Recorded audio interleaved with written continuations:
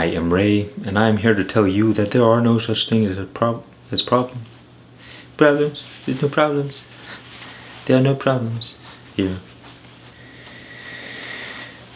Not yet. You see, I want you to try this next time you experience a problem. I want you to just take a moment, slow down, and just be present for a moment. Take a moment to reflect on how you feel, how you're thinking, the situation that you are experiencing, and see whether or not you are actually experiencing a problem, or if you are just experiencing a thought and labeling it as a problem. You see, we often mistake our thoughts for reality. We think that we're experiencing the real world. We don't realize that we are always experiencing our thoughts.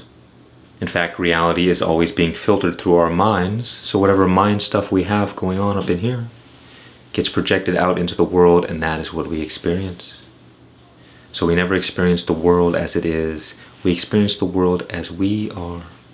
So when we have a problem in our mind, there too creates a problem in the world.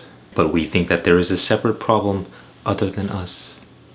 There's a problem out there, and then we have to solve that problem.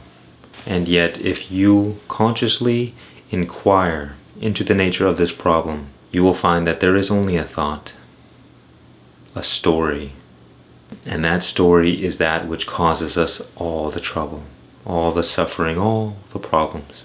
As Eckhart Tolle once said, the primary cause of our unhappiness is not what happens to us, but it is our thoughts about it.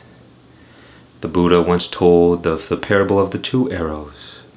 The first arrow we get hit is by the unfavorable circumstances we find ourselves in. And the second arrow is the arrow that we inflict upon ourselves in our reaction to the first. All suffering is psychological. All problems are in the mind.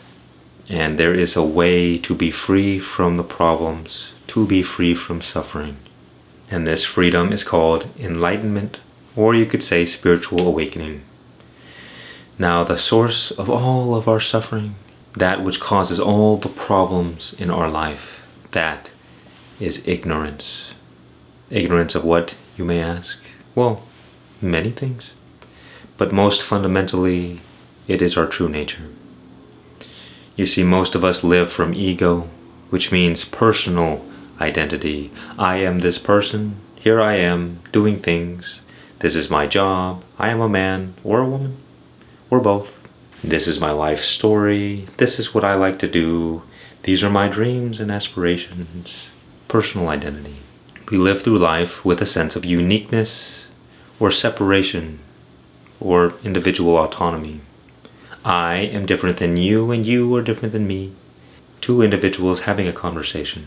And you see, when one lives from ego, their entire life is rooted in fear, because they exist as a separate individual in a hostile environment, where there is always the threat of danger and death and pain and suffering, and you have to work to survive and plan for the future and reflect on all the terrible things that you've done in your life. But when you can just be here now, nobody, nothing, if you can just empty yourself for 1 second, for God's sake, and realize that in this moment there is no identity, because in the present moment is a state of no mind, no self, and you can just remain here as you are. It's effortless. It doesn't take any effort to be as you are, but it takes a lot of effort to be something you're not. In other words, the ego. If you could just realize that if you close your eyes and try to find the person you believe yourself to be, you would not find it, because the person we believe ourselves to be, our ego, is an illusion. And illusion is darkness, ignorance, unconsciousness. And enlightenment is truth, awareness. Discovering the true nature of what we are, that we are not this limited, feeble creature, That yes, we have a body and we have a mind and we have a personality, but we are none of these things. Because all that can be experienced can be observed, which means they are objects of your observation. To observe or to experience something requires two things: an object of your observation and you there as the subject to observe that object. So anything you can observe can never really be the true you.